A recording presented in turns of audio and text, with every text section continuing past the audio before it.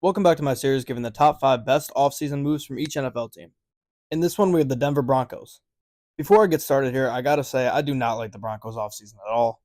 They had a very minimal amount of impactful moves, as well as a draft that I think is more than questionable. So I'll get ahead of the fact that Bo Nix is not on this list. At 5, I have Cody Barton. Barton was an okay linebacker for the Commanders this season. Played 72% of snaps, and he's pushing 30 years old. I don't love this move, but the Broncos could use linebackers, so I guess this works. At 4, I have trading for Zach Wilson. I know how bad Zach Wilson's been in his career so far, but he was great in college, and of course, he was drafted number 2 overall. And with the Broncos already reaching for Bo Nix in the draft, I like getting Zach Wilson in a trade here. They got him for virtually nothing, and if Bo Nix ends up sucking, you can always put him in and see if he can be decent on a different team that's not the New York Jets. The New York media really got to him, so I think a fresh start in Denver would be great for him, and hopefully he does get some playing time. At 3, I have Josh Reynolds. As a Lions fan, I obviously do have some bad feelings towards how he performed in the NFC Championship game. But overall, in his couple years with the Lions, he was fantastic.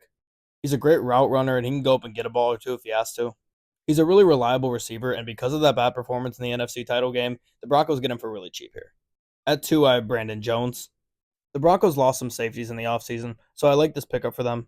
Jones just finished his rookie deal in Miami, and last year he had 48 tackles, 4 pass breakups, and 2 picks.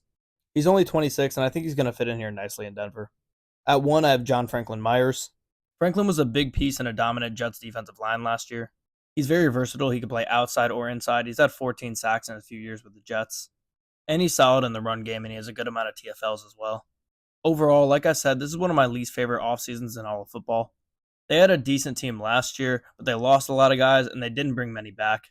There's a lot of questions at quarterback, and I really just don't know where this team is going overall. Only have one more of these left, and it's the Kansas City Chiefs.